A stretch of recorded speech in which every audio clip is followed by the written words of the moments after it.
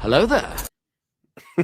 Hello, everybody. Welcome to the Galactic Core Podcast. A potentially sad, but also what's going to be a fun final episode of the Galactic Core Podcast. For now, the show is going on to what I've described as an indefinite hiatus after this moment. So the show is going to be going on the back burner. I am going to be joining another podcast. So I've got something lined up. So if you're missing a bit of Andy in your life, you'll always be able to catch me somewhere else. I'm going to be guesting on all the usual places as well. I know Brandon's already invited me back onto his show and to do other bits and pieces, and the usual guys will have me around as well. So if you miss your fix of Andy in the future, don't worry, I still will be here. It's just the Galactic Core Podcast itself, this beautiful face, this beautiful setup, won't be around for too much longer. But you can always catch episodes on YouTube, Spotify, Apple Podcasts, Amazon Music, wherever you catch your podcasts, it will still be on there and you'll be able to see it. And you can always go and see my face on social media. I'm not deleting the Galactic Core Podcast social media pages or anything like that either, so you can always jump on there. And like I said, you'll see me around, so you don't need to worry about that. But we are here today to finish on a high. We've got some Star Wars chat for you. We've got lots of comments kicking off already. Commander J, let's go. Already there. What up? Hal Runner Base is in the chat as well. Showing love. As is Skywalking Ryan. Happy Sunday. How's everyone? I think we're all good, to be honest. Man, doing good, man. Excuse me. And Empire Force Bricks is in the chat as well, saying hi, Brando. No love for Andy, but it's all good for Brandon. Thank you guys for all jumping on straight from the off here today. We are here to be chatting all about Star Wars films. It's a ranking list. A while back we got together and we did a Star Wars TV show rankings list, so we thought it was only right to come and finish it all off by doing the Star Wars film ranking list. You can obviously see the guy next to me. You know exactly who he is. He's an absolute massive friend of the show. We've become good friends off from off the camera as well. So please welcome to the Galactic Core Podcast, Clan Brandalorian.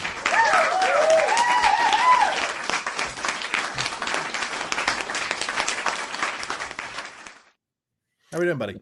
I'm doing good, man. Thanks for having me. Beautiful Sunday. Man, just it's kind of bittersweet, kind of like you mentioned. It's I feel like one of the first podcasts that I ever joined, and before I even started mine, was yours. So it's kind of crazy how it's coming to a little bit of a break for a while. But yeah, like you said, if you guys want to continue to see Andy, on his side, make sure you guys go follow him. What he's doing in the future will be announced soon. So, I mean, if he's still on socials, you're still going to see what's going to go on next with him. And for my side of things, you're going to see Andy for pretty much everything Star Wars related that releases in the future, because we were going to break down all of those things just because, I mean, we're like peanut butter and jelly when it comes to the new Star Wars, so that's, you guys will see Andy here on my side. But for this, man, I am so excited. And I also think you're moving in a good direction, and it's not like you're giving up, which is great, because you don't need to stop podcasting and talking nerd stuff. So I'm glad for that. As you very well know, doing it all solo can be extremely tough. And I've always said, looking back, I wish I kind of had a co-host to join and jump in everything with and do all this with when I first started, because it does get a bit tiresome having to plan everything, record everything, social media, everything by yourself. And so definitely is taking its toll, especially as we both know with children now as well. It takes up a lot of your time, and the fact that you still have the energy. I mean, you're a bit younger than me, so I expect you to have a bit more energy. You're a bit more young and virile and have that ability. I'm getting old and fat and slow. I'm like Jabba. I'm just slowing down and want everyone to do everything for me around me. So yeah, it's definitely sad it's coming to an end. But like I said, hey, it's just maybe a year or two I might come back and do some bits and pieces. Gone, but not completely, I think is the best way to say it for now. So like I said, tune in the upcoming week. You'll I'll be sort of announcing exactly what's happening, where I'm going, what's cracking on with that. So definitely something to look forward to. More than happy, as Brandon said, the fact that we're going to be doing a lot more together as time goes by. So in terms of Star Wars content, anyway, because Brandon did ask me. I'm glad you mentioned it, to be fair, because I wasn't sure if we were going to be saying it or not. But yeah, Brandon asked me if I wanted to get together with him every time there's like a TV series or film, and we can chat about it. I'm more than happy to do that, because at my heart, and as you can see behind me, Star Wars has my heart above everything else. So always going to be happy to do it more content. But speaking of Mm-hmm. content and things that are coming out soon and things like that, we've had a couple of trailers this week I just wanted to touch on before we got into the film rankings. So, Yeah. Mandalorian Grogu trailer came out. What were we saying about that? What were your initial thoughts?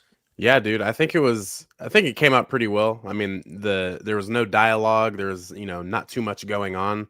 Mm. But I feel like all of the actions spoke for themselves. So it was good to see, Sigourney Weaver, Grogu doing new things. He's swimming, he's jumping, doing awesome things. And the Anzellans seem to have a bigger part. Rhoda the Hutt's there. Mando still being Mando.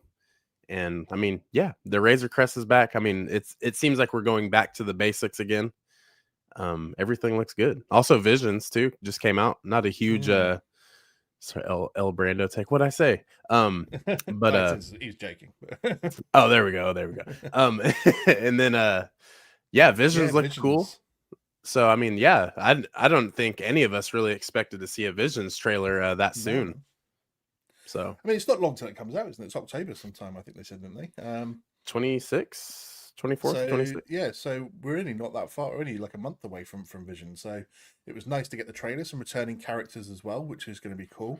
One of the studios, I noticed one of the studios doing it as well is the same production studio that worked on Godzilla -1. So if anyone's watched that film and loves it like I did, I've seen that. Psyched that they're taking part in it. So the return of the Ronin from the very first episode of Visions as well. So yeah, I'm actually quite psyched for this Visions. The trailer looked damn good. I know that the Ninth Jedi, I think, is one of the continuing stories as well that they're doing. So yeah, I'm absolutely really psyched for it. Mando and Grogu, we're always going to be psyched for it, to be fair, aren't we? So it's never not going to be a new Razor Crest in the offering. Rumor has it that it's a reward given to Mando from Sigourney Weaver's character for completing a job. So we'll have to obviously see how that one kicks in. But yeah, it's absolutely going to be amazing, I think. May, it seems so far away, doesn't it? May. Yeah. I'm like, come on, what were we, it's like 9 months away? So it's going to be absolutely sick when it does arrive. I can't wait for it, to be fair. But we're here to talk films. Ranking lists, 12 films in total. From 12 to 1 we're going to go down. We were chatting off screen that we kind of already know what the bottom ones may be and what the top one's going to be. Anyone that knows us and has watched us either together or separately pretty much should know this. So if anyone wants to go in the chat and already start guessing, we can't confirm or deny either way because we want you to obviously stick around and see the whole rankings list. But we were joking that this is pretty much a 10 to 2 list because we know kind of everything else that goes on there. So I think we might have the same bottom one. I'm not 100% sure based on what you said just before we started recording now. But I still think the bottom two are going to be the same. So hit me with what's number 12 on your list. Okay, so like I told you before, I was like, damn. Brando definitely has Revenge of the Sith last place. Yeah, absolutely. Yeah, he hates it. It's disgusting. Dude, way to spoil it, bro. Like, what are you doing? Nah. Like we were saying before, I put 9. We're ranking all 9 films, and I'm like, oh wait, there's 11. Forgot. And then I'm like, oh, and then you reminded me that there's 12. So great. The last one coming in 12th place is the Clone Wars movie, animated movie. That is, I've seen it twice. Didn't really care for it either time, but it just seemed like maybe 3 Clone Wars episodes put together in a very uninteresting story that was told.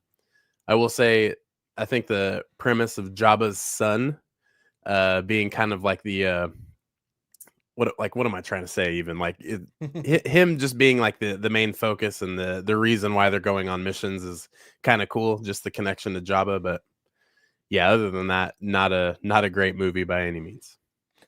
Yeah, I mean, I'm going to throw it out there. This is 11 on my list, so I may as well chip in now and talk about it rather than saving any chat about it because it's not like it's the best thing ever. Obviously, even they tidied up the animation a little bit for when the series came out as opposed to what it was in this film as well, I think.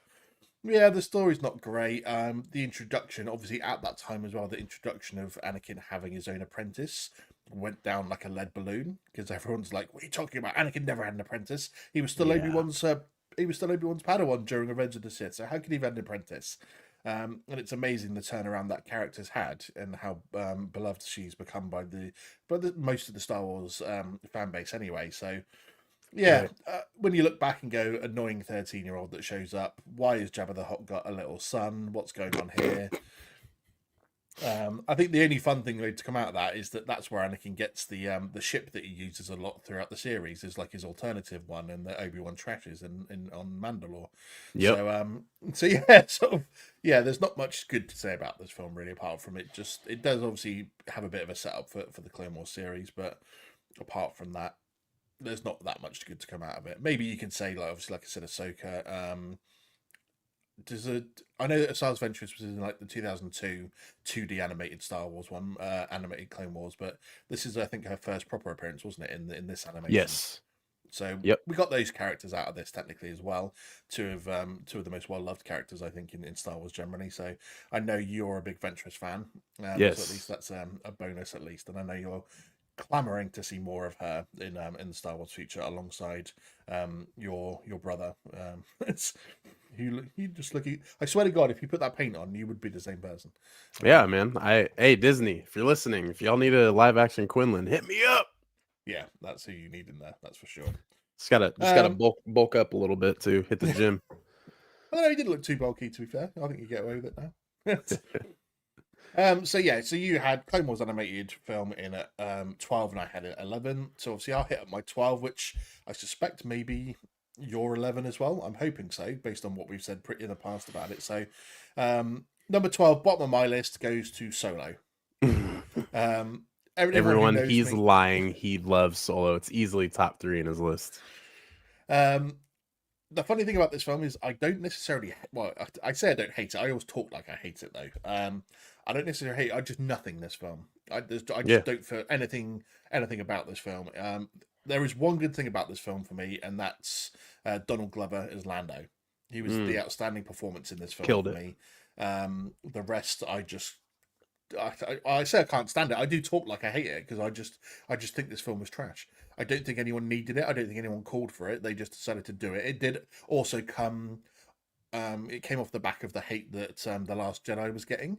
So it didn't do anything box office wise. It just did nothing really. So How Run a Base, he was a bit heartbroken that I've got Solo so low. In Star Wars Center saying he's got Solo maybe top 7 or 6. Yeah, even the quality of the film itself in terms of the writing, the plot, I just don't think any of it was that good. How they give him his name is trash. Oh, what, you've got a surname? No, I don't at all. Okay, well, you're traveling by yourself, so that's Solo. Oh, Han Solo. Like, ridiculous. Like, he meets Chewie because he was thrown in a pit and Chewie tried to eat him. So I just don't like any of this story, really. You can say maybe, was it Kira was a good point to come out of it as well. Oh, yeah. Like Dryden Voss, I'm not that fussed about. I thought Paul Bettany was a bit wasted in that role, to be honest. And of course, we do get the Maul cameo at the end. But again, I mean, that's not a bad bit of fan service, to be fair. Because I hate it when some people say, "Oh, it's fan service." Why is fan service supposed to be a bad thing nowadays? Like, right? Are you not allowed to put like nods to good characters into things that connect things into bits from other TV shows or films into it? Why is fan service such a bad thing? Like, so I think it's trash when people say, "Oh, it's just fan service." Like, yeah, and so what? It was actually a good thing. Yeah, it works. It actually works. I mean, How Run a Base is here sitting saying they're heartbroken that I put Solo bottom when they've just said Empire Strikes Back is my number 12. So, yin and yang. It's all right. I'm not going to slate either way. It's just obviously you're wrong, but it's absolutely fine. You know, we're all entitled to what we want to think. So yeah, for me, Solo being in at 12, I just don't think this film had any place in the Star Wars universe. So yeah, it's a. Go ahead. So I was going to say Star Wars saying helps connect Solo to the greatest Star Wars universe, seeing Dryden in Clone Wars, but that was a post thing that they did. They only did that. Oh yeah. They only did that after when they brought back Clone Wars for season 7. So you can say if you're watching it in like timeline order, yes, that you can connect it and see Maul doing that with his criminal underground, and then we see him later on. But it's only a thing that they've done because Solo came out first. If it wasn't for Solo, that wouldn't have been there in the first place, and you wouldn't have missed it had it not been there. So I understand what you're saying. It's connecting everything and giving us a bit of backstory, and having those moments does bring things together a bit more. But at the same point, if Dryden Voss hadn't had a cameo in the end of the Clone Wars, you wouldn't have cared either way, would you? Because it wouldn't have made a difference. So for me, that's how I think about it anyway. But yeah. Yeah, that's well, I mean, at my 11 is Solo, but I just feel like, there's a lot of things I do like from it. I feel like the train scene is of course amazing. I think it was in a way it was really cool to see like how Chewie and Han met, because you really don't have any like background knowledge, watching the OT and understanding, how did these two get together and why are they together. Um the Solo name drop, I will say that is no. Like, come on, man. At least make it to where, I don't know, like his parents, like just take on the main name. But if that's like his, smuggler name, just like man, I forgot what Jod Nana Captain Silvo. That was like his smuggler pirate name. Like, he had so many different personas. Maybe like Han Solo was his smuggler name. So I don't know. It's one of those things. But I do like Kira Maul. It's also a product of switching directors, halfway through, and you can tell by just like, I mean, watch the first half and watch the last half, and it's just completely different. It's definitely two-toned. But I just feel, in my opinion, I feel like Solo is just the least rewatchable for me. It's not that I hate the movie, because I don't hate the movie. It's just it's not as rewatchable to me, and like that's kind of a factor for me liking a film, is how rewatchable is it? What's the story? And I'll definitely mention that going forward, talking about the other films. Star Wars nerd chipping in. Thanks for joining us. If we're talking Solo, that's a movie's a top 3 for me. Blew my expectation out of the water. Wow. I mean, that's a top 3 is for Star Wars is pretty heady as well, given some of the quality that is out there. So I'm glad that people like it, because I want some people to enjoy all of Star Wars. Oh, for sure. Because that's the point of why we're here. That's why we love it, because there's so much of it to enjoy.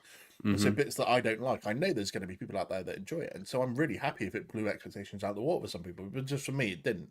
It just felt like the most unnecessary movie. And considering it's weird to have such a long-standing franchise, but technically have so few films. When you think that in a short space of time, like Fast and the Furious has done what, like 10, 11 films. Fuck yeah. Marvel from 2008 up until now are on what, 37 films. Damn, so in that's 17 crazy. years they've done 37 films. So you think that in the space of nearly 50 years, we've had 12 films. But by the time the 50th anniversary comes around, it'll be 13 films. And obviously, like, a handful of TV series. So you think that we're not spoiled that much with films. And for me to like do a film like this when there's so much you can do and so much that the fans are clamoring for was just a disappointment. I think that's why I have it so low. Yeah, Solo. Solo is so low. Yeah, with Nerd's comment too, that's kind of crazy, because him and I talk Star Wars a lot, like outside of like in DMs, and like that dude is like very critical for Star Wars. So like just to see him say Solo's top 3 for him is just like, oh wow. So yeah, I mean, that definitely shows like, everyone is pulled into different factions of Star Wars, and that's what makes Star Wars awesome, is because there's, like you said, there's not that much, film wise. There's a lot of content, to go over, whether that's books, novels, comics, and then into live action animated. There's so many things in Star Wars to pull you in, and like that's always cool to see, is just like how different some people's opinions are. Even like How Runner said, Empire Strikes Back is number 12 for him. That's awesome to hear, because it's not the same. I think that's what makes it good. As long as, I mean, we've spoken before about how toxic part of the Star Wars fandom is, and that's unfortunate. But I think the good thing is that so many of us can get together and debate it and have such differing opinions. Yeah. About where we rate certain bits and pieces, because some people love it, some people hate it. So, it's the same for all of the trilogies. Some people love different bits of it. Like, it's just funny how it changes over time as well. Obviously, we talk a lot about how people, if you want to talk about the older generation that love the original trilogy, how they hated the prequels, right? But people that like yourself that grew up with the prequels, it's like up there amongst their favorites. And then there's people that that hate the sequels but love the prequels, and it's just all that sort of thing. So it's always going to be that case, isn't it? There's always going to be differing opinions, but I think that's what I love about the majority of Star Wars, is that we can come together and debate it in a sensible way rather than a toxic way. Yep. So, I mean, Star Wars Nerd just saying there's something about the movie that roped me in. I do have issues with the ending of the movie with Han. I don't think you should have had that big of a character arc. It felt like too much. It felt too much like A New Hope in terms of I guess his arc at the end. So, Mm. And Star Wars Center saying every generation has their Star Wars. That's fair. Yep. Because we obviously do. So, yeah, that's I mean, just a fact. I always forget how you were what, like 8 or 9 when Phantom Menace came out. Me? Yeah. Nah, I was 2 when Phantom Menace came out. Oh fuck me. Okay. I was born in Younger than I thought. '97. Oh, you bastard. Yeah, I was like 15 when it came out. So yeah. Yeah, okay, fair enough. Yeah, so each generation has its own, which is fair because they've done that. And I think that's also part of the beauty of not being oversaturated with films over the 50 years as well, is that you then treasure the little bit that you have, and each generation gets their trilogy. So, Yes. okay, let's move on then. We've done our 12 and 11. What's number 10 for you? Dude, so it kind of sucks to say, but so it's so this movie that I'm going to say, it's not because I don't like it that it's so low. It's just this low because there's just more movies that are better. You know, that's simply what it is. I love all of Star Wars. I feel like most people know that, but I'm going to go ahead and go with The Rise of Skywalker. Now, in my opinion, outside of Revenge of the Sith and Return of the Jedi, I think The Rise of Skywalker has the best opening sequence in Star Wars. When I was in the movie theater, I was like, holy shit, dude. Is Kylo Ren on Mustafar?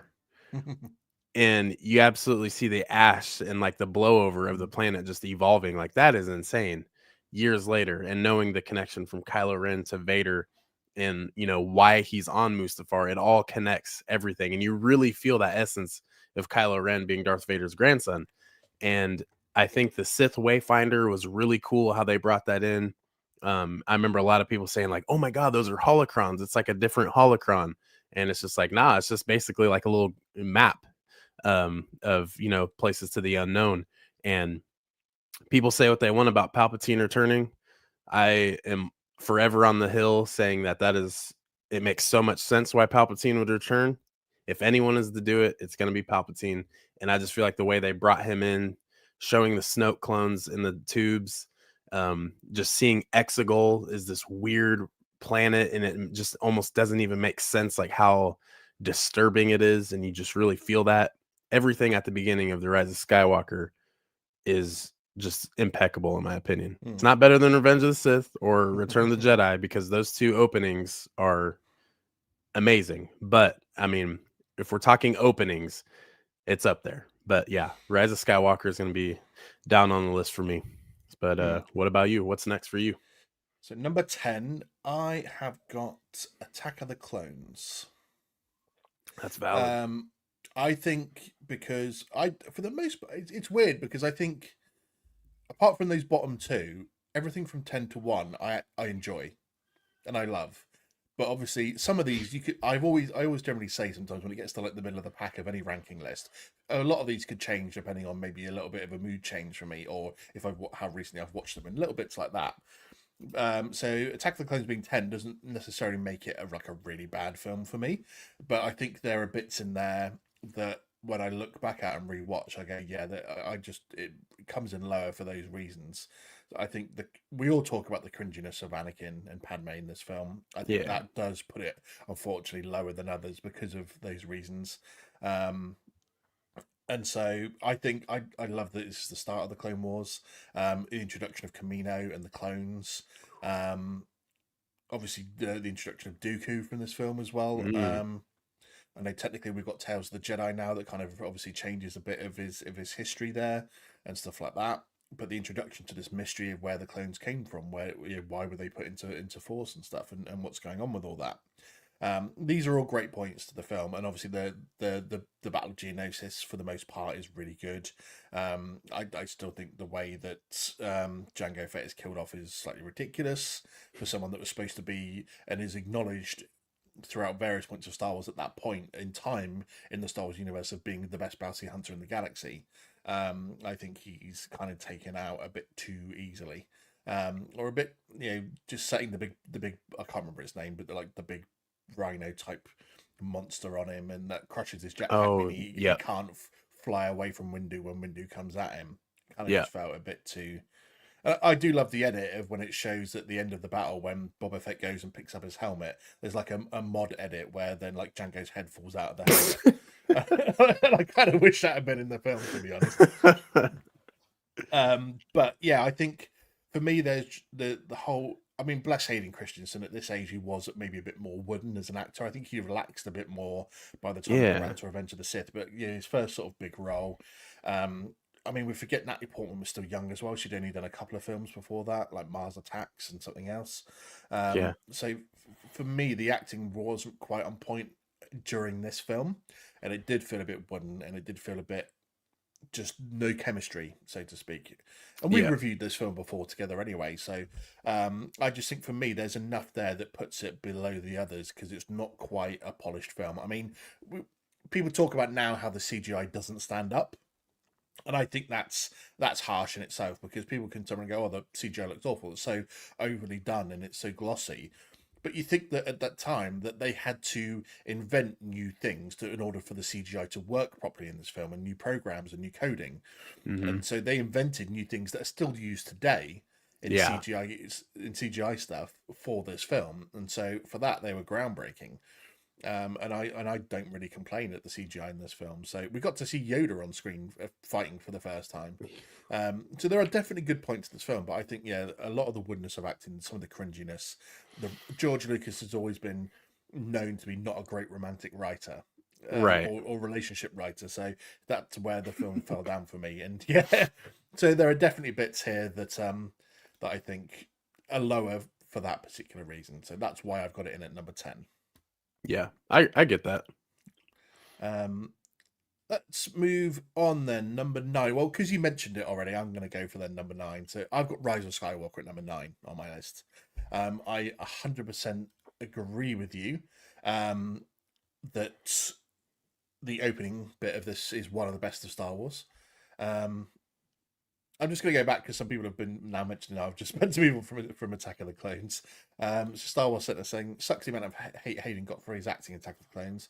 I think he did a relatively good job given the cringe dialogue they had to work with. Yeah, I just think he's because he was young, he wasn't maybe fully into obviously his acting chops at that point, and so unfortunately, yeah, you've got to blame some of the writing on there as well. And obviously we talk about the toxic side of Star Wars. The hate he got for it was ridiculous. Oh yeah. And Empire Force Brick saying, "In what world is Attack of the Clones worse than The Last Jedi?" Well, we'll get to that when we find out we're on the list, and we can talk about what we love and hate. And I'm pretty sure we could do an entire episode on its own about the good and bad things of The Last Jedi and our opinions on it. So, Oh yeah. but obviously we'll get to that. But yeah, I've got Rise of Skywalker at number 9. There are still good points about this film, and being the last one of like the Skywalker saga, there is a good amount of fan service in here as well. And again, people going, "Oh, why is there so much fan service?" Because it's the last of the Skywalker saga, so why not? Returning characters, nods to the original trilogies. Luke finally getting to raise his X-wing out of the water. Palpatine getting to say, that what was it when he meets Kylo at the beginning? The path to the dark side. Was it? I can't remember what the line is on the top of my head, but you know which line I'm saying. Yeah. The path So to the dark side is an unnatural. Damn, dude. Is it because I'm on the spot? I don't know it. I know that's literally why my brain's frozen, man. Oh, I can't remember. The path to the dark side has many abilities that some consider to be unnatural. There we go. That to me, I was like, when I was in the cinema, I heard that, I went, "Fucking yes!" That gives me Oh, chills. dude, yeah, yes.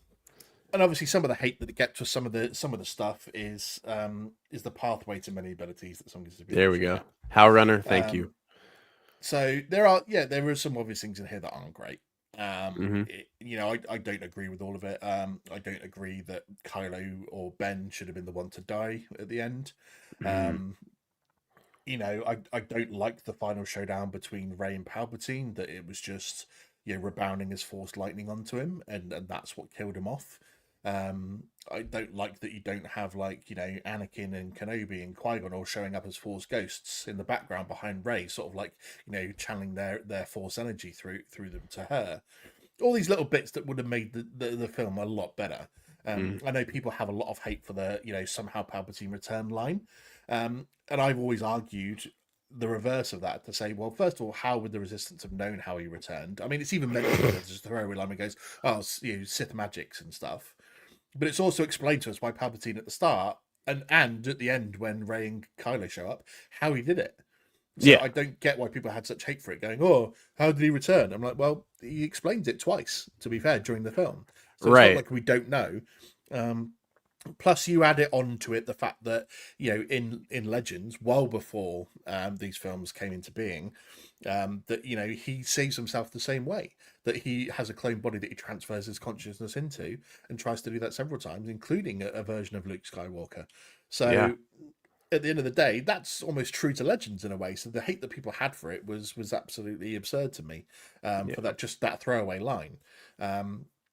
Again, yeah, there are things that aren't great about this film, but there are some things to really love about it as well. The reappearance of Han is like Kylo having a bit of a breakdown and just repeating his line from the moment that he killed him as well. I know what I need to do, but I don't have the strength to do it, and turning around and tossing his lightsaber away and stuff like that. There are some really good moments in this film to Yeah. love. Unfortunately, there are bits where it does fall down, and again, the writing needed to be better, and the incoherent continuation of the story throughout this trilogy, unfortunately, ends up with the Rise of Skywalker. And I've got to say, for all that I've read about, when was Trevor, I can't remember his name, Trevor Tomorrow or something, that was originally writing the script for this film, that then left to go and do Jurassic World Evolution. Jurassic Okay. World, sorry. The original script where they were going to be fighting on Coruscant and all these bits and pieces and other things were going on, and Yeah. it sounded a lot better there. But unfortunately, we fair. didn't get that film. It's the film we got from J.J. Abrams, and him and his sort of pissing contest with Rian Johnson as to who can throw away the script the most and do their own version was, unfortunately, we lost out a little bit there. So but Poptography popping by as well. Hi there, fellas. Nice What's to up, man? us. Appreciate it. Good to see you, bro. So yeah, number 9 for me, Rise of Skywalker. Yeah. What have you got in at number 9? Okay, so we're going a different route, and we're going Force Awakens. Now, this is kind of the one that brought me back into the theaters, of course, for all of us, I shall say. Getting back into the theater after 10 years, seeing this was different. Just hearing the uproar in the theater of, because I'm in America, we scream in theaters. I don't, but people do. And when we saw the Millennium Falcon for the first time again, that was just, it was beautiful. Man, yeah, the Force Awakens, it was just kind of like a soft opening. As an entire film, you got to see the new characters, the new protagonist, the new antagonist, kind of going along. Feels like A New Hope rebooted. I mean, it's a good movie. I feel like the graphics are amazing. The way it's shot is really good, and of course, with the new era of filmmaking and CGI and all the choreography is really great. There's really, in my opinion, there's really not too much to say about this film. I feel like the most common opinion is that this is the best of the sequels. I don't agree with that. I don't think it is the best. I feel like it's the more well-grounded movie. It doesn't take a lot of risks. It's very, straightforward to the point. But yeah, in my opinion, there's really not too much to say about the Force Awakens. It's just A New Hope 2.0, in my opinion. I'll jump in here because number 8, I have The Force Awakens. So we may as well combine them here. Yeah, I kind of have the same thing of you. You come out of it, and it took me actually like a couple of days to click that it was A New Hope 2.0 when you sit there and think about it and goes, actually, this was very much a rip-off of the first one. So yeah, I think there are some good moments in it. I don't know why I always love the line where Kylo Ren just shouts at Finn when he's like, "Traitor!" Traitor! Line. Yeah, so it was, essentially it was just a new hope for the new era. Yeah. Or the new generation, so to speak. So again, I sometimes wish that some of the stuff they put in, like the novelizations of these films, they put into the original film anyway, because there are moments that would have made it better. Yeah. So like that moment at the end when Kylo and Rey are fighting, and he's got her pushed up against like the crevice, and they're holding lightsaber. And he's like, "Do you need a teacher? I can show you the ways of the Force." And she's like, "Oh, the Force." And she like closes her eyes, and they keep on battling. Then when obviously she sort of strikes him down, and she's holding the lightsaber over him as if she's going to kill him. In the novelization, Snoke then speaks into her head, saying, "This is what you need to do. You should strike him down and kill him now, and I can take over and train you properly." And basically speaks into her, and that's the moment when she decides that she's not going to go down that route, and that she wants to become a Jedi. And so she then puts her lightsaber down, and obviously doesn't kill him. And the fact that that's missing from the film, I think, would have added extra emotion into there, where she's like thinking about it and going, "Oh, should I do this?" And then she's like, "No, I'm better than that," so to speak. Even though it's always funny that Jedi's are quite happy to kill random people. Or random troopers and stuff like that, but when it comes to like their arch nemesis, they very rarely seem to do it. They always want to give them a chance and stuff. So, right. But yeah, I enjoyed this film. I came out of it like I was quite sad when Han Solo got killed off. Oh, dude. But like the build up to this film was, I think, what made it good, because there was such an epic build up. So we were 10 years. We didn't know we were going to get any more Star Wars films until Disney bought Lucasfilm. Right. And so the fact that this builds up, the only thing that Disney brought up before, since Disney had bought Lucasfilm, that they brought up before this was they started Rebels as the TV series.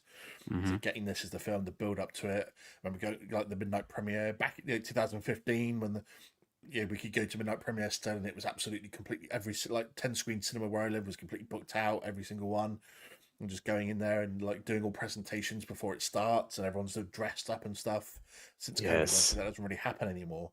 So it was epic and stuff like that. So I take that into account of where it is, but I think obviously the anticipation of getting to see the film was maybe better than the film itself in a way. Right. So number 8 on the list for me, I think it's about where it should be. To be fair, I don't see it getting too much higher, because unfortunately it is just a rehash of a previous film. Even like Han Solo says, like when he's talking about Starkiller Base, and he's like, "So it's just bigger. We still do the exact same thing as we do with the others." So yeah, number 8 for me. What have you got? Your number 8? Yeah, we're going towards Last Jedi. Now, I really think that this is the best overall movie of the sequel trilogy. I think it. So Luke Skywalker, is kind of like the main premise of this film, being the last Jedi. I mean, it's all about Luke, basically. I think the way Luke is in The Last Jedi is what makes the most sense. Now, I know a lot of people don't like this film only because Luke Skywalker was a hermit. So my thing is, if the internet didn't exist and legends didn't exist, what opinion would you have then?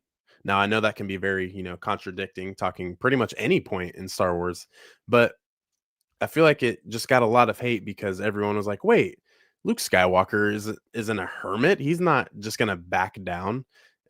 Mark Hamill even said he hated it. And it's like, yeah, but he redacted those statements.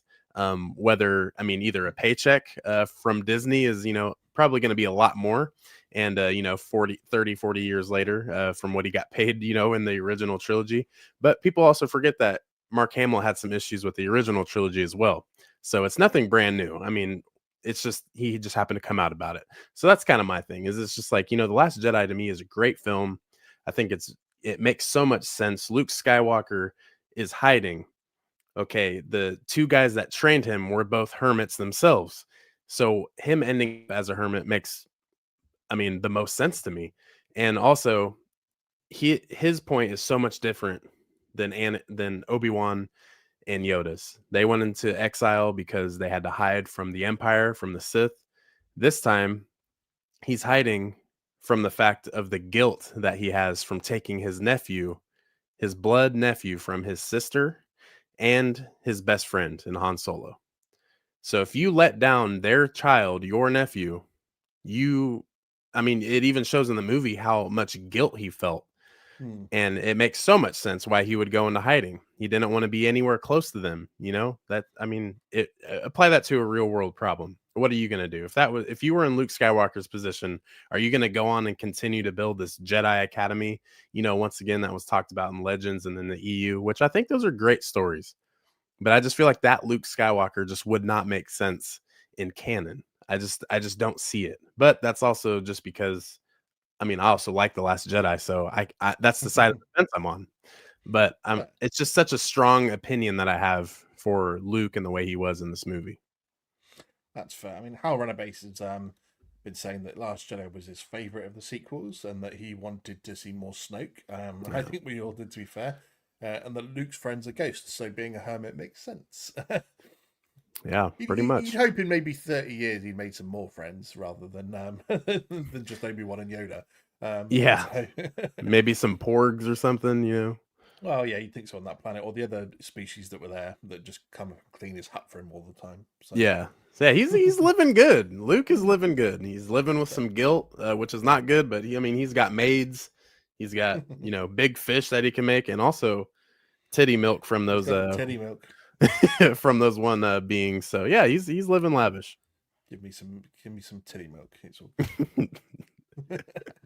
Okay, then. So on to number 7. So number 7 on my list, the Phantom Menace hits in at number 7 on my list. This is one of the films I look back on almost most fondly in a way because it was the first proper Star Wars film I got to see in the cinema. Like I said, I was 15 when it came out back in like 1999. I happened to be on holiday in America. In Florida, the week that it came out, and I begged my mum to go, and she forced my stepdad to take me because she didn't want to watch it. And I remember buying loads of toys and stuff and coming home. And back then, for those that are a bit younger, in the 90s and stuff, when films came out, they used to come out in America first, and then like in the UK and Europe and stuff, we would have to wait 3 to 6 months for it to then be like slowly put out around the world. So Mm, no one got to see films at the same time. Obviously, the connections we have online and stuff, there was no immediate sort of like reviews and stuff of it, so you couldn't have any spoilers or anything like that. So me coming home and then having all the toys and having seen it and wanting to talk to my friends about it, and they're like, "Nope, we haven't seen it. You can't say a word to us. We've got to wait 3 months to see it. So if you mention a word to us, we're going to beat the shit out of you." So I had to stay quiet about having seen the Phantom Menace for 3 months. Um, so some of we love some of the Phantom Menace. Obviously, first appearance of Maul, the double-bladed lightsaber, that igniting on screen for the first time, the music, that in itself is one of the most epic scenes in all of Star Wars. Obviously, the fight between Qui-Gon, Kenobi, and Maul is epic as well. Especially, I always love the moment right after, or the first bit of battle right after Qui-Gon's been stabbed, when obviously like Kenobi comes out from behind the like the laser shield. The speed that Ewan McGregor and Ray Park go at it is unbelievable. man. Um, so there's so much. I mean, the Naboo is beautiful. Getting to see that for the first time. The M1 Starfighters I always thought was stylish. Getting to see the Clankers for the first time.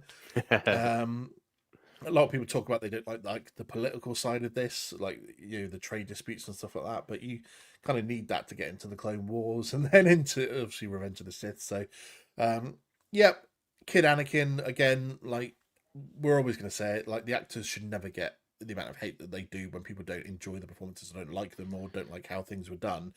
And obviously, unfortunately, Jake Lloyd did get a fair amount of stick for his portrayal of Anakin, but he was like 10 years old.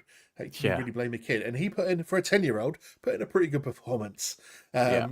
So considering how many 10-year-olds do you know in real life that can speak eloquently and learn their lines and give you emotion and stuff where they need to? Yeah, there's always going to be a little bit of maybe woodness or stiffness in there because at 10 years old, you're not proficient at doing all these things and having natural conversations or pretending to have a natural conversation. So Yeah. I still think he does a pretty good job. And this is where we can start to hate the Jedi Council as well because they were dicks. Oh, the Sith have been God. extinct for millennia. Oh, fuck off, mate. Like they were around 100 years before that and you didn't even notice because you were too busy dicking around in the Acolyte to Right. know.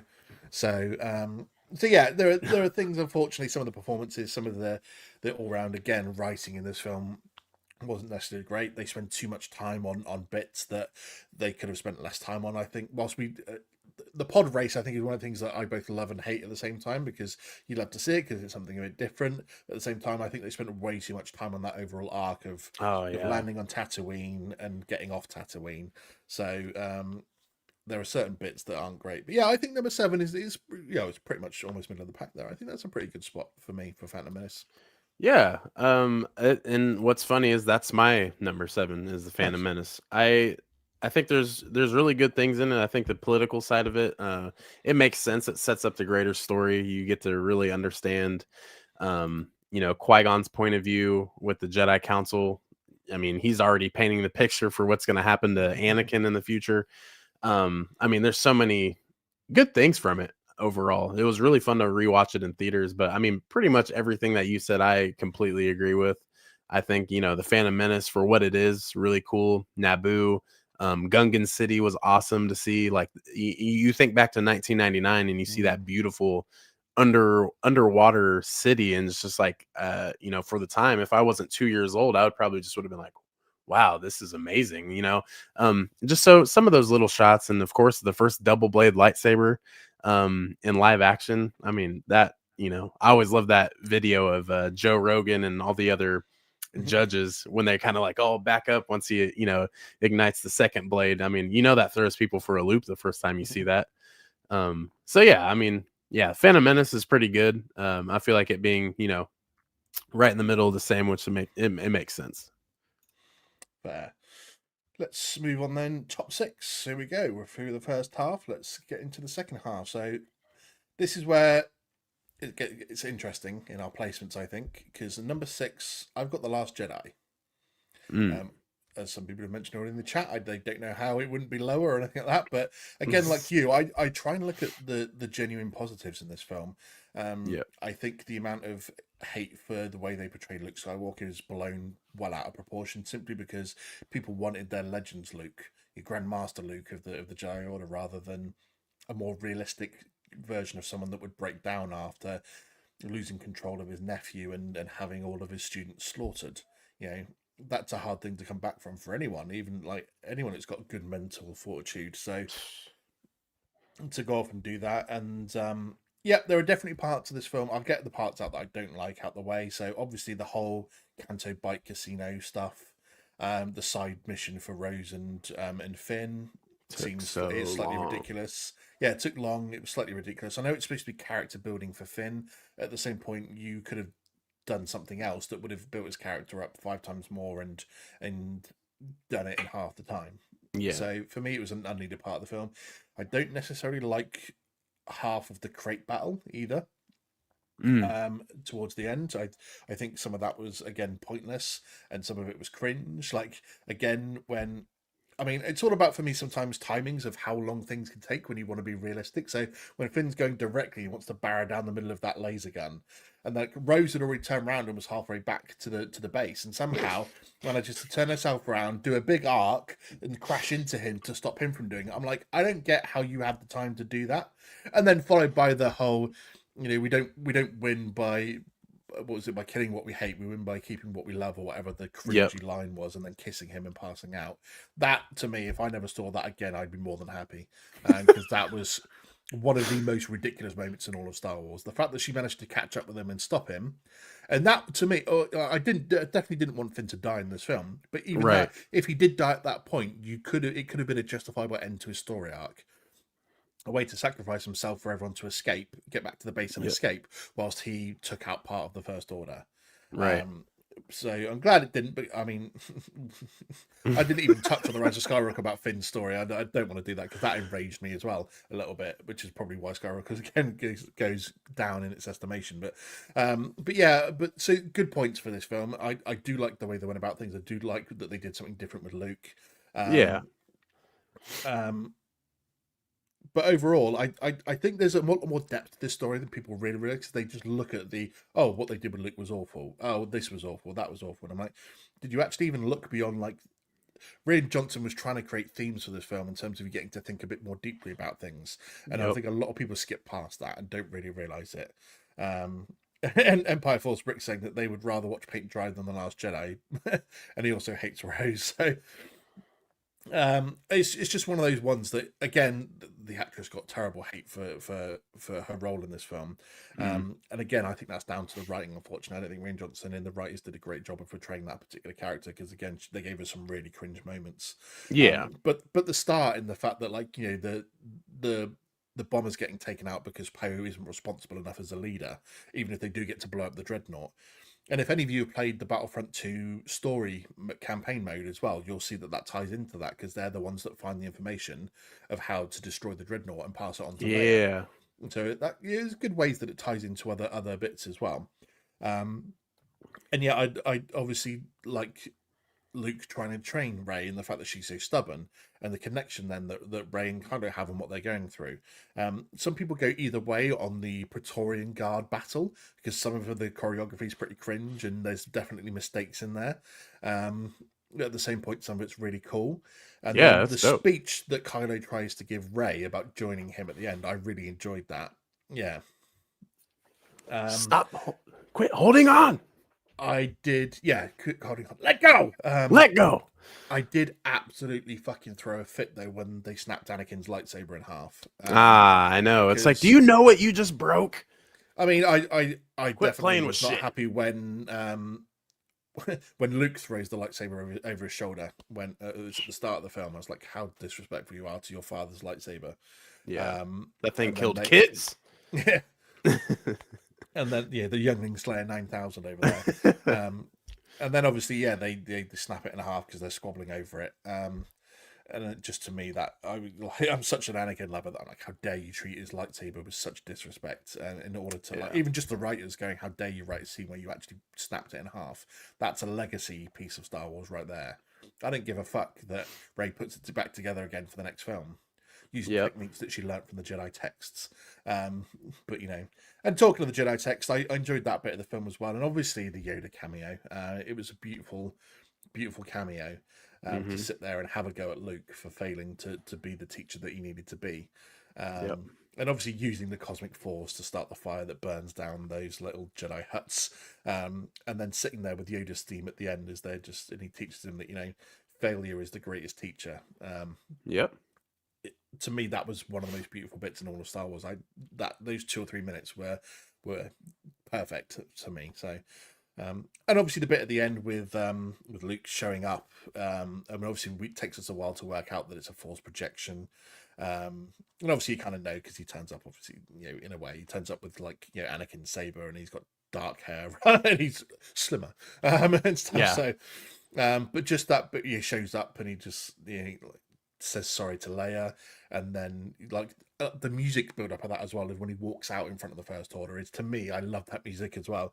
He gives a cheeky little wink to C-3PO, and then he just marches out, and obviously he goes to face Kylo, and that's all good. What I just love that whole thing, and then for him to then die at the end because he's used all of his Force energy that he's tried to get reconnected to, and go. So I know that there was always the original plan for this trilogy that each film would obviously focus one of the original 3, and that each would have, so obviously the first one was supposed to be about Han, the second one was supposed to be Luke, and obviously the passing of Carrie Fisher threw everything into the mix, unfortunately, because she was supposed to obviously take a center stage in the third film of the trilogy, and would have died in that anyway. So I have no hate for the fact that they also made Luke pass on in this film. I just think it was. I just think there's a lot more credit to this film than it's given, and hopefully it's one of those ones that over time people will get over the Luke thing and see the themes that were trying to be put in it, and see the good points for it as well.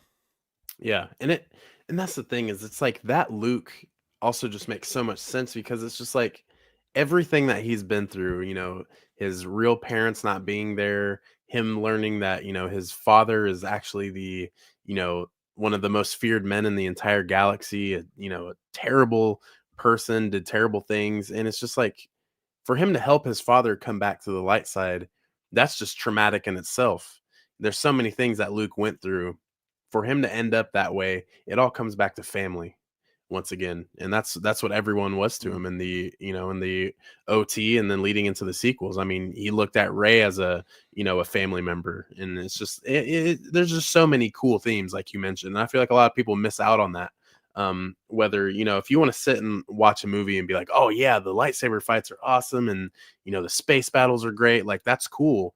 But like, this is that same thing where it's, I mean, and no one blow this up, but it's like Andor in a way. It goes to the left, and it definitely tells a different point of view, and it takes a good risk to where it's, it's speaking more than blasters and lightsabers and the fighting. It's more of a, okay, here's an actual story that helps build the overall theme Mm. of said story. So I mean, yeah, the Last Jedi does a really good job with that. Sweet. What's number 6 on your list? All right, we're dipping into if you don't really see the theme here, guys, it's now we're kind of going into the first 6. And so with that being said, we're going right into A New Hope. It said it all. This is what started Star Wars. This is what shapes the galaxy. And there are themes and other series and movies that shape this start into the original trilogy to paint an even bigger picture. And yeah, New Hope. So at 6, I feel like it's a good spot. Very nostalgic, very old school, very original. I feel like that's really the biggest part of this film. And seeing the Death Star get blown up by a kid who never flown anything outside of the orbit of Tatooine. And yeah, it's cool. It shows how this guy's a Skywalker first and foremost. In Luke Skywalker, really cool. Love Leia in this, really good. Old Ben Kenobi. The characters in this, I will say, are what holds it up for me. Mm. I remember being a kid and like, dude, this movie is awesome, but it's so boring. So boring. But as you get older and watch it, and you watch movies and films for different reasons, and you kind of understand what it is. But yeah, A New Hope at 6 for me is a good spot again. And A New Hope is my number 5. So yeah, I think you're right in the fact that sometimes I can sit there and go, the build up in this film can be boring at times. And there needs to be a bit more excitement going on, but it's the intrigue that keeps you going, especially when you get the start that you do when Right. the Tantive 4 being taken on, and obviously Vader appearing out of nowhere. I mean, probably the only the biggest scene in Star Wars where stormtroopers hit their marks, because they killed off that Tantive 4 crew like nobody's business.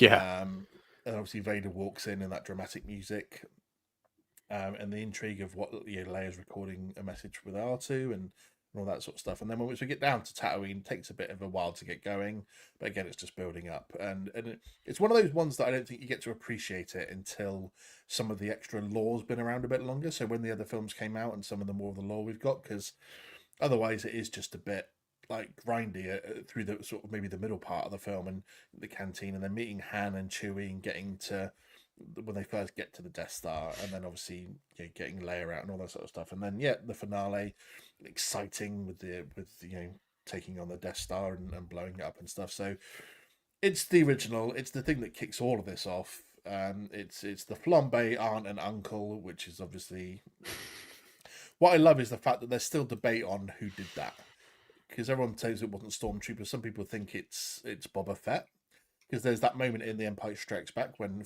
Vader's got all the bounty hunters and he just looks at Fett and he's like, "No disintegrations. I want them alive." And everyone thinks that was him telling him off for flambeing, technically his family. Yeah. So I like the fact that when there's more lore been built up, that this film becomes a little bit more important. But at the same point, it was the first one to kick it all off. It's not the most exciting out of the original trilogy either. I think we've both got it there, and we've got the others up there yet. So yeah, for me, it's perfect nostalgia for Star Wars. It's what kicks everything off. Right. Like I said, once there's more lore built into it, you can even look at certain things that people criticize about it, and then you can put those into there. So people say, "Oh, why wasn't the battle between Vader and Obi-Wan more physical and more flamboyant and stuff like we've seen them have?" And they've written into the lore now that obviously going into that battle, Vader was very, very defensive and aware of the fact that he'd faced this guy twice before now and lost both times. And so he was a bit more sort of withdrawn in his attack. He was going to be a bit more wary, and so that you don't understand at first. And then you watch things like Revenge of the and go, "Well, they went at it," and it's like, why don't they do that again? And we've seen people do YouTube remakes of that fight that are over the top and all this sort of stuff. And it's just like, well, no, there's reasons it doesn't make because sense. we can have a go into it, and you get a bit of a better thought about it now. So that's what I love about A New Hope at number 5. So yeah, what have you got in at number 5, bud? Number 5, Attack of the Clones. Now, we've mentioned movies that are better than this film, in my opinion, but it's just this is only heavily injected with nostalgia for me. So growing up, having all my action figures, I had Ayla Secura, Kit Fisto. I remember having a Coleman Trevor, Django. Like I had everything, and I would set them up and kind of just like remake the Geonosian arena. And I loved this is Hayden Christensen's first part in Star Wars, and that's what gravitated me towards him as a character and Anakin Skywalker. I love Space Jesus, Obi-Wan Kenobi, Obi-Wan being my favorite character. Could be Boba Fett, just depends on the day, but Obi-Wan was great in this. Count Dooku, and just seeing Yoda just simply igniting his lightsaber. I remember Mm. being 5 years old and just being like, "Oh my goodness, this is amazing." But yeah, I remember I would always just flip through everything until the lightsabers came out. I wanted to see all the fights, the battles, and it's really good for that factor. And now watching it as I'm older, yeah, the acting can be a kind of off. That's what it gets a lot of its flack from. But at the same time, this Anakin's never talked to women. He's only known one girl, Padme. She an angel? Um, I know there's dudes out there in the world who have worse riz than Anakin Skywalker, and I mean, hey, Anakin at the end of the day, he got the biggest baddie in all the galaxy, and ended up having kids with her. So I mean, hey, who won at the end? But I mean, he still lost at the end. But you get what I'm saying. I don't but yeah. like sand. Yeah, like could you imagine walking up to a woman and being like, "Hi, I don't like sand," and then she's like, "Let's go on a date." Like that's great. That's basically what happened in this movie. But yeah, the Attack of the Clones is up there for me at number 5. And I'm going to mention it. Well, it looks like Empire Force Bricks had the same thing as well. So, like, obviously the scene where Anakin is trying to obviously hit on her and tell her how he feels, and she rejects him. But she's there by the fire. She's wearing that dress, the boobies. So, like, I know we are and it's rightful that you don't necessarily these days. You can't say that what a woman's wearing, is say that she's gagging for or anything like that. Yeah, no, That sort of absolutely thing. not. But you don't go to dinner with someone and sit by a fireplace wearing that dress to reject them. I'm sorry, you just can't. It's just not going to work like that. You wear your pajamas. You don't have makeup on and have your hair done. No matter how much you're the senator of Naboo. So I'm sorry, but yeah, it's just so off-putting to wear that and then be told no. I'm just like, how does that work? Like, isn't that what you would wear if you really want to hit on someone? So Right, that's hilarious. hilarious. Me. Okay. The boobies. Number 4. We're into the top 4. Do you want to hit your number 4, buddy? Yes, I know you won't like this one, but it's The Empire Strikes Back. Okay, Empire Strikes Back. I really enjoy this film. I feel like it's the best overall story of the original trilogy. Although the Hoth sequence, beautiful, seeing a snow planet after watching A New Hope, for the first time. I always like to go back and think of what the viewers back then, how they seen these movies. And yeah, I mean, it's really good. It has that old school feel to it. You really get some of that 80s feeling in The Empire Strikes Back with a lot of the themes. And definitely, I feel like back then, if you see a lot of like 80s movies or anything, you see the Empire Strikes Back poster or the Return of the Jedi. You see a lot of that. So you really get that 80s feeling with the Empire Strikes Back. Luke versus Vader, amazing. Seeing Boba Fett actually have, a bigger role in this movie, even though he's on screen for like 2 total minutes. It's awesome. Lando, awesome character.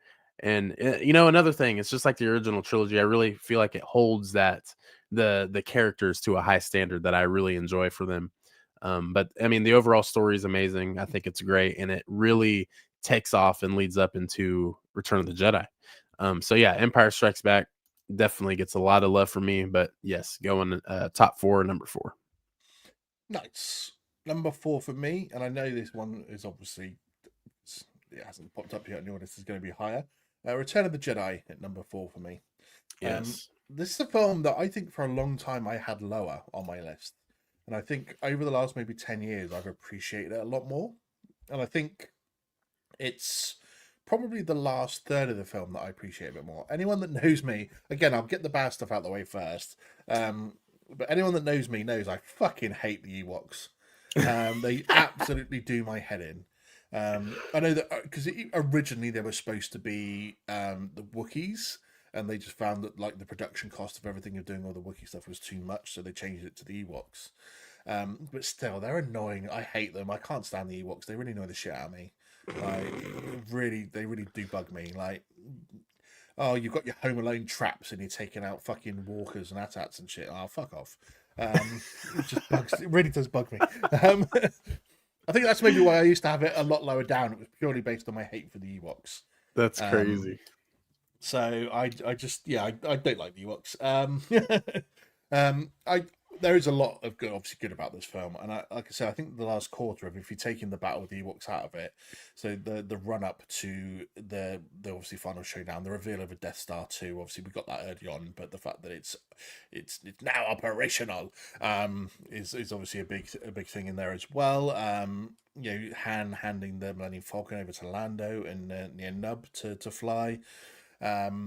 But then to me, it's the interactions between Luke, Vader, and the Emperor that I absolutely adore about this film. Even if you go back to before that, to when Luke gives himself up to Vader on Endor, on the forest moon of Endor, and the conversation that they have. And Luke's like, I can still feel the good in you. It's there, and he's like, and Vader's just like, no, it's gone. Like, you can't change things. I have to obey my master. That's just how it is now. And either you'll obey him or you'll die, because that's well, by that stage it's what, like 23 years as a Sith. Vader's been, so he's just given up hope of ever coming back from that. But then obviously the conversation between the three of them and the battles, it's, to me, that's what the thing I love the most about this film.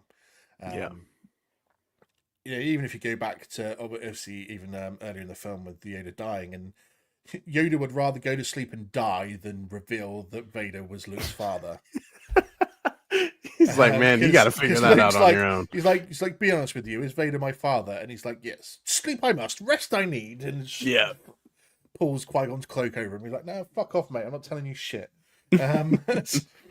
And then obviously, and then the reveal of obviously that he has a sister, and he's able to work it out. And then the infamous from Kenobi, what I was telling you was correct from a certain point of view. You just lied your ass off, essentially, mate. Thanks for that. So lots to love about this film. It's definitely up there, and the more I've seen it over the years, the higher it gets on my list. And I think it's all down to the interactions between Luke, Vader, and then later on with the Emperor part of that as well. So I love all of that about the film. That's what makes it perfect for me. Yeah, those are all very, very valid. And now we're like getting in the top 3. You heard it here. Brandon hates the Ewoks as well. He said I was valid. Yeah. Hey, I am hoping for an Ewok village for Lego to come out. Absolutely, give me that. Right. That will be a center part of the collection. I know it's still to come for you on your list, so I'll give you your chance to defend the Ewoks in a bit. It's fine. Yes, it'll be okay. Top 3. Here we go. The best films in all of Star Wars. Number 3 for me, Rogue One. Yep. This film is now even more impactful given the Andor series, and this ties into what I was saying earlier about the more lore you get put into place, the better some things become because of it. And Rogue One is one of those films. The fact that it already went off in the fact that it ended an hour before A New Hope starts already gives it an extra boost because it's so directly tied in. Again, some people when it first came out not happy because it wiped out the Legends version of what happened in Kyle Katarn, getting the Death Star plans, blah, blah, blah. Don't care. This was a standalone story that technically involved no Jedi. Mm-hmm. Technically, there was a Jedi involved, but not anymore, so to speak. I know they were very itchy, but it was a film still sort of themed around the Force in a way. because they talk a lot about the Force in this film. Obviously, you got Chiwetel and them lot that are there as well, and the fact that the Force got everyone to do exactly what they needed to do in order to move the plot on before getting killed off, especially obviously as we know the finale to the film. So the fact that everyone does what they need to do. So Chiwetel manages to, get to the center console and open the communications line so they can tell everyone up in the space battle what's going on. The fact that then Bodhi manages to get the message out before his ship gets blown up. Man, The fact that K2 manages to locate the files to let Cassian and Jin get it and climb up, and they manage to get the message out just before they're obviously then killed by the Death Star explosion. So it's just the Force got everyone where they needed to be before killing them off. And so while this isn't technically a story about the Jedi and the Sith, and it's a setup for a New Hope in a way, it's still very much Star Wars based, and not just because it's in the Star Wars universe, but because the themes in it are very much a Star Wars theme for me. Obviously, there are so many great moments in this anyway. And we're always going to talk about the hallway scene for Vader, which I could literally orgasm over. So I think I might have come out a bit damp in the cinema after that. So, dude, that's a beautiful, beautiful scene, man. What, me getting wet to Star Wars, or just the hallway scene? Well, the hallway scene. You do what you got to do on your own time. So yeah, there's so much to love about this. And even if you've read the prequel novel called Catalyst, which sets up a lot of what Krennic and Galen Erso were doing before that, and sets up to him leaving and running away from the Empire. So there's so much to love about this film. There has to be a top 3 film for me. Yeah, Carbonite's saying the hallway scene is simply Darth Vader thirst trap. Yeah, absolutely. Yeah, bro. It has to be, because there's nothing else that we've called. Anyone that's a Vader fan has called for a scene like this in live action for so long, and it was so brutal. I could literally just do one episode on that entire scene just on alone. So, Alex Force jumping in to join us as well. I appreciate stopping by. What's up, guys? What's up? So yeah. Rogue One goes at number 3 for me. I doesn't quite hit top 2, but I could not omit it as a top 3 place, especially like I said, you got a New Hope follows on straight from it. Everything from Andor now, especially, that adds to the story of it, and it doesn't let Andor down in the fact that Andor was so good that the following on from that, in a way, if Rogue One sucked, and I don't think Andor could be as good, because you know what comes from that. We know what happens to Cassian and stuff following on. So when Andor's coming out as a series, we already know his fate. And so if Rogue One wasn't good, and it wasn't a good film on its own, Andor wouldn't be as good, I think, to join onto it. So all of it combined elevates it for me to definitely a top 3 place. Now, what have you got in it? What have you got number 3, buddy? Yeah, Rogue One is number 3. It's God, man. It's all of those points. Those are, I mean, pretty much everything is talked about. I mean, Galen Erso, being the dynamic character that he is, playing almost both sides, is one of the coolest things, and that his daughter is so involved and wants to rebel and help for the greater good is a really cool character dynamic. And even Saw Gerrera, awesome character. Forrest Whitaker is a great actor, and just kind of seeing him in Star Wars is always cool. But then I feel like you can't talk about Rogue One without talking about A New Hope and the Andor series. I mean, just straight Andor and Rogue One are just straight enhancements of the original trilogy. You really get to see that dark side. You get to feel the Empire's wrath, and it's one of those things that you see that in the original trilogy, but you don't really get to understand the full power. And that's always something that Palpatine says, is just enduring the full power of the dark side. You get to see that here. And it's not just Jedi and Sith. It's a bigger thing. It's, the Empire. It's terrible. It's, obviously by a certain point of view, but it's just it's not a good thing. And you get to see that in Andor. And ultimately, I just think it's a really cool thing getting even though Rogue One isn't just about Cassian Andor had such a big development into the rebellion and what it is. And everything that they risked in Rogue One in Andor just to get a little galactic floppy disk, just to have the open heart of destroying the Death Star. I mean, that is insane. Everything they had to go through and the struggle and all of that just to get the Death Star plans. And it's just it's a great movie. The tone of it is, it's different than, what we see in Star Wars, but it is one of the most like Star Wars movies, if that makes sense. It's bigger than lightsabers and blasters here. Absolutely. And we even get a little cringe like Anakin joke in there. Obviously when he meets Krennic as well. So yeah. Yeah, dude. And that's another thing is like Krennic. How awesome is Orson Krennic? Great character. Love seeing the he's like Tarkin, but in a different way. He's more stubborn. Tarkin was more of the kind of the slow, not to the extent of Thrawn being a strategic planner, but Thrawn, or not Thrawn, Tarkin was basically Thrawn, but the opposite. You put those two together, you're in trouble. But I mean, yeah, Tarkin in himself held his ground until the Death Star one blew up. And I think it was cool to see all those original characters come back in Rogue One. So yeah, Rogue One at 3, awesome. And the Carrie Fisher deep fake, that was really cool for its time in 2016. Yeah, fair.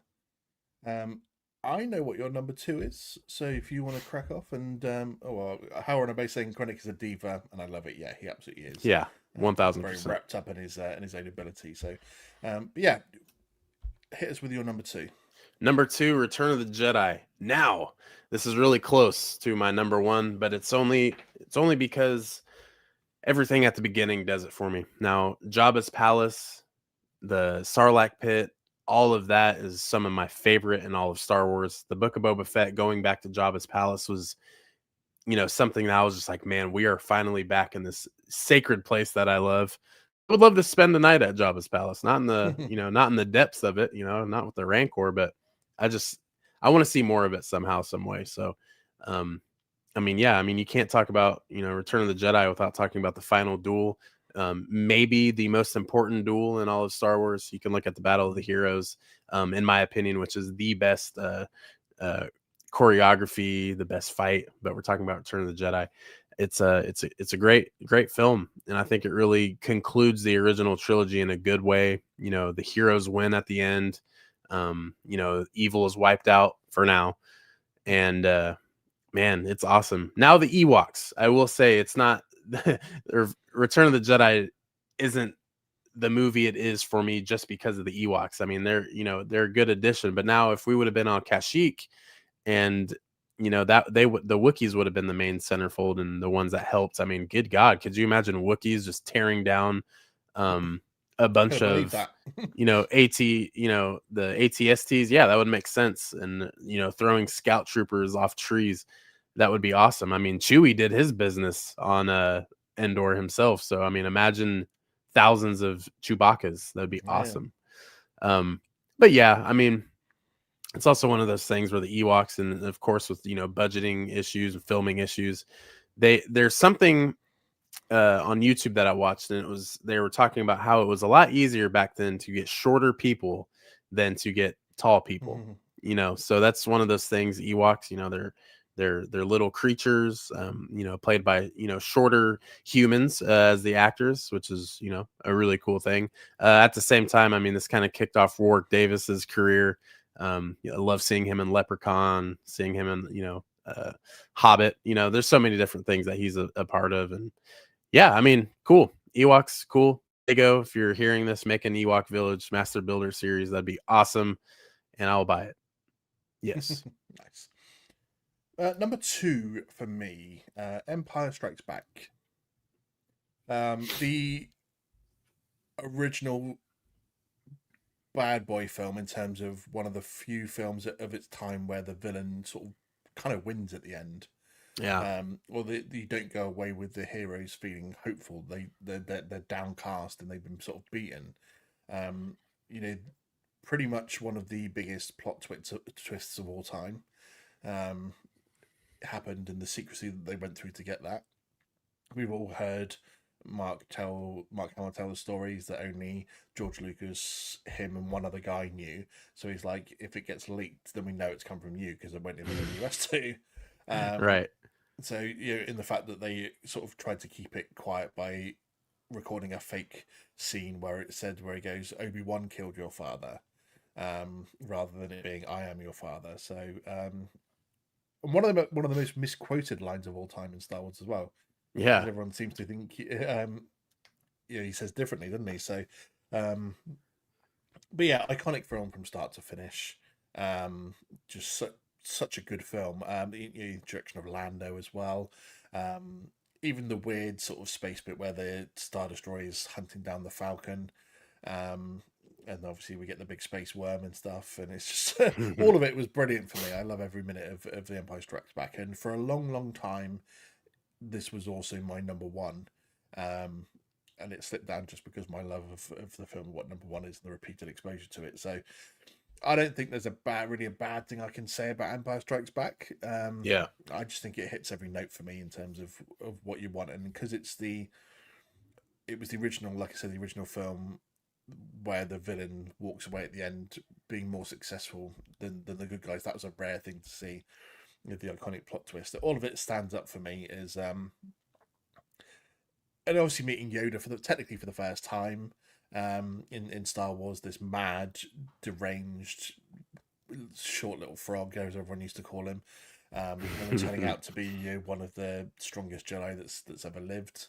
Right. And watching his abilities and his wits and his wise remarks to Luke, and just like, you underestimate me so much, because obviously Luke was, as we know, a whiny Skywalker. That's where the term came from, the whiny Skywalker trait, and the fact that he just doesn't have enough belief in himself either, or the fact that Yoda can actually do this, and then Yoda just proves him wrong time and time again. It's just lessons to be learned here, all over the shop, which obviously does lead us to get such a good scene, as we know from The Last Jedi, when obviously Luke and Yoda have their scene. So yeah, there's so much about this film to love. It really hits the high notes for me. Aaron is saying, damn, I'm sorry I said it was my number 12. We said it's all good, buddy. It's all good. We know a lot of the people, as we've already said, have different opinions. A lot of people have Last Jedi far lower than we have it, and you just have Empire Strikes Back at number 12. I think it's wild that Clone Wars Animated goes higher than Empire Strikes Back. I will say that. I think that's the wildest take I've actually heard in Star Wars, and I've heard some pretty wild takes.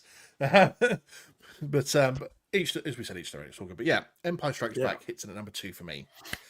That leaves us with the number 1 film, and we've both got the same thing. We already knew this was going to be coming. The only film that hasn't been mentioned yet.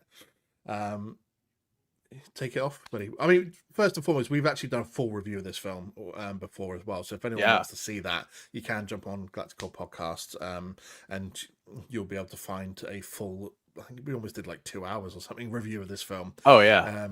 We had a lot to talk about, but yeah, take it away, buddy. Number 1. Number 1, man. It's for so many said reasons. The Revenge of the Sith, from start to finish. Number 1, Revenge of the Sith, from start to finish. You get a good paced film. It starts off, the stakes are high. We gotta meet new characters, General Grievous. We get to see, continuation of Count Dooku. We get to see Palpatine. We see all of these characters once again. But going forward, even in the slow moments of this film, the emotional intake is through the roof. I mean, when we get the super slow moments, it's Anakin reflecting on choices he's making. We get Padme's point of view, like she's feeling that the Senate is collapsing, and what she's going against is kind of rising, and Anakin is just so easily persuaded to the dark side, and you finally get to see that twist and that fall to why Anakin becomes Darth Vader. And that is that's what Star Wars is about Darth Vader and Anakin Skywalker, and what he was and what he is, and what he stood for. And it's a beautiful story in Anakin Skywalker, and all of that unfolds, and you pretty much throughout this entire movie get to see how the Empire rises to power through everyone's point of view. You see it through Yoda's, you see it through General Grievous's, you see it through Count Dooku's. He knows the next step is about to, unfold higher moments before he is unalived. You see it through Obi-Wan, Yoda, and ultimately you see it through Anakin Skywalker and Padme Amidala, the two points of the movie. I just feel, and it's one of those things where I go back and think of someone who grew up with the original trilogy, and whether they liked it or not, just seeing how Anakin becomes Darth Vader, watching all that unfold is just mind-blowing to think about. And for me, it's beautiful. It's a one-of-one movie, and I could watch it over and over every day for the next 10 years and not get tired of it once. Amy on YouTube saying Anakin failed by social services. Pretty much. Yeah. I mean, you said everything about it there. It's a beautiful film from start to finish.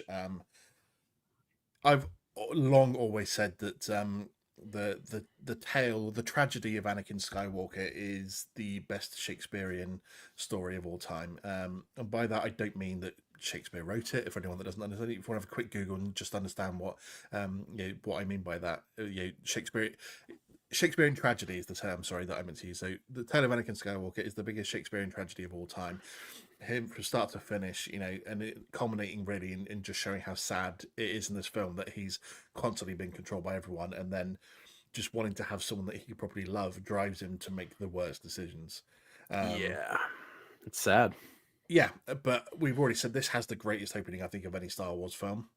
That sort of go down into the Battle of Coruscant, and the saving of Palpatine from there. The first time even though we see Sidious technically for a bit of an episode in the Clone Wars, obviously Clone Wars was released post this. Yeah, the first time we technically get to see proper Darth Sidious as well. The only bit of this film I don't like is probably the moment that he does actually commit himself to Sidious. The whole "what have I done?" as he sits on his. It's like what you did. I pledge myself to your teachings, master, and that just felt like a bit emotionless. It wasn't maybe acted out, made and written in the best way. I think just that little scene itself, but the rest of it, I absolutely have every reason to hate the Jedi Council even more in this film. Everybody from start to finish fails Anakin, and a lot of people think it's just the fact that the Jedi failed him and Palpatine manipulated him, but to me, the story shows that Padme had just as big a role in his downfall by the way that she didn't take responsibility for a lot of things, the way that she ignored a lot of the things, even when he admits to her that he's feeling lost, he's not the Jedi should be, he wants more power, and she just dismisses it out of hand. And I'm like, you bitch. Like that could have been a turning moment that you could have really helped him. But as we know, the final battle, the Battle of the Heroes, is absolutely immense. And there's even a great moment as well that I always, I was about to talk about it and it just disappeared out of my head. It's fucking annoying. Oh, that was like the symmetry throughout this film of, especially when Padme's dying and Anakin's becoming Vader with the suit, putting on the symmetry there as she fades away, he becomes Vader and she passes at the moment that he is fully encased in the suit. And even though everyone knows I love the Sith way more than I love the Jedi, I would join the Sith 100 times out of 100 over the Jedi. Sith Empire tattooed on my wrist. I've got a Sith tattooed on my stomach. So I'm 100 times out of 100 I would choose it. But I still almost shed a tear every single time Order 66 happens. Ah, dude. It's just such a huge moment and a graphic moment in the Star Wars universe that you can't help but feel sad, especially since, because of the Clone Wars TV series, we've come to love some of these characters more than we did when we knew them and stuff. But at the same point, the extermination of the Jedi Order is still a sad thing. Yeah, it really gets is. me every single time, but that's part of what makes this film so epic. And Empire Force Brick saying every time he's seen this 100 times, every time have a little hope and turn to the dark side. And like, I know what you mean. I'm like, just tell him no this time. Have your family be happy, and enjoy your life. But it's a tragic story. It really is. And it's again one of those films where the bad guys win at the end, big time. Yeah. The biggest victory. I mean, maybe other than, I know you don't watch too much Marvel, but maybe other than Marvel Infinity War, where half the galaxy is extinguished at the end of that film. Yeah. The bad guy definitely wins. This is probably the biggest film I've seen where the bad guys have such a big win at the end of it, and it ends on that note. Yeah. And if you had nothing else in between, if we'd not had any other animated series, any TV series, any other films between this and A New Hope, I think it would almost be more impactful, the ending of this film, because if you just then have like 19 years of nothing but Empire rule, maybe if you could, I could let Andor slip through as like the one TV show to show the start of the rebellion and how the rebellion's built up, and you run that into Rogue One, and then so in Rogue One you start getting the hope back that something can change after all these years of oppression. So that's how impactful this film is for me, that if you wiped out everything in between, it would have such an even bigger effect than it does for the bad guys winning and the rule of the Empire. Oh yeah. That's something you always have to, keep in consideration, because all of these, like everything that basically happens in Revenge of the Sith completely sets up the Empire going forward. And they have a long, long reign. I mean, the Jedi were what they were for, thousands of years. Cool. But almost every Jedi just got wiped out in kind of like the blink of an eye. Like, it's such an overwhelming feeling that you get to see that through Yoda. And I mean, as sad as it is, yeah, in the Revenge of the Sith, everything with Order 66, I actually love that we're getting more flashbacks to it. We get to see different POVs, because it was such a big moment for what's going on at that time, and that completely upside down the entire galaxy when those moments of events happen. So it's just, yeah, it's one of those things, man, where it's just like, Anakin, what the hell, dude? What are you doing? Do you not see these red flags that Palpatine has been giving you? Does it all not make sense to you? But I mean, hey, you're young, you're awesome, you're married to a senator on the low. Your mom passed away. There's a lot of different things that come into effect, and he did not have the best life. He really did not. No, he was a slave to everyone, eventually, at every point of his life. Yeah, and he could never do anything for himself. And in Ahsoka, I really hope that we get to see, there's rumors that he has a bigger role in season 2, but I think this is the point in time where you can really feel him as a character on his own, as a Force ghost. So maybe we get to see that, and that's really his only time of freedom. So we will see. Absolutely. That pretty much wraps it up then. All 12 Star Wars films ranked from 12 to run. I think the justice was done with number 1 at the end. Both of us having the same, but we knew that coming in. We talked about this before. Yeah, we knew we both had this film at number 1, so it wasn't going to be a surprise. It was just finding out where else we had everything in between. To be fair, and like I said, we've reviewed this film in whole. It's worth a watch if you're going to watch that episode. You're already on YouTube. Absolutely. Just click on it afterwards and go watch it. It's all good. But Brandon, buddy, thank you so much for being here for the last episode of Galactic Core Podcast. Yeah, it's not the last episode of us together. We already know this. We've already chatted about that. But I couldn't think of anyone better and a better subject to have ended on than having you on and chatting about Star Wars. So I absolutely appreciate it, buddy. Yeah, thanks for having me. And yeah, guys, make sure you guys follow Andy on socials. It's going to be a good thing to subscribe here. The channel's not going away. It's not going to be forgotten, but make sure you follow him on socials. That way you can see a big announcement on his end coming within the the very, very short future here. And yeah, I mean, this is awesome. I'm glad to be a part of this final episode here. It's bittersweet, but yeah, he ain't going nowhere, and there's going to be a lot more of us two here talking Star Wars on either end. So make sure you guys just stay in the loop. Just it's really about it. Thank you, man. Huge thank you. No problem at all, buddy. Just for one last time, then let everyone know exactly where we can find Clamor and the Ruin online. Yes, and Instagram, TikTok. No, not really on Twitter. YouTube, basically TikTok, Instagram, YouTube. Subscribe, follow. Lots of lore theory videos. There's also got Funkos and Lego behind me. Love to talk about those. It's kind of a weird time in collecting right now, but there's a lot of good things as well. So I mean, you get the best of both worlds there. And obviously with the Knoll in the Star Wars universe, there's really nothing new coming out. So we're just kind of picking and choosing what we want to talk about. We got some trailers. But I mean, yeah, good things like that. Make sure you subscribe, follow everything Clan Brandalorian. Beautiful. And if you want to learn, if you don't know too much about Galactic Core, because I know we've had a lot of Brandon's viewers on today, which has been amazing. Thank you for everyone that's tuned in and been commenting throughout the show. Released quite a few things this weekend on over on Instagram, just like my top 10 ranked episodes. I think Brandon appears twice on that list. So this is from like Spotify, Apple Podcast, Amazon, everywhere my podcast has been. The top 10 ranked episodes I was given from that. And yeah, I think Brandon, you were like number 2, and one of my other episodes you were in as well appeared on that list. Yeah. So narrowly beaten out by Joey from Krypton's Order One for that number 1 spot. Both of I know. both I should have sent him a hate DM. Like, I hate you. You're trash. But we actually talked about it. It's awesome. Yeah, awesome guy. Also did like my most viewed episode ever, which was covering the Acolyte finale, and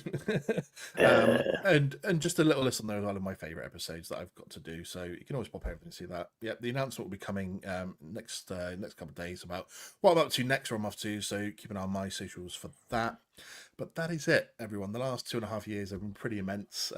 Like I say, I use the term indefinite hiatus because I don't think the show will go away forever. I would love to come back to it at some point. It's just I've got some other things to concentrate on, and I've been given a great opportunity elsewhere that I'm going to be jumping on with. So keep an eye out for that. Thank you very much, everyone. I really appreciate it. There's only one thing left to do, and it's the one thing I do at the end of every show. So everyone, as always, the Force will be with you, always. Thanks for tuning in to the Galactic Core Podcast. Don't forget to subscribe so you never miss an episode. But until next time, go get your geek on.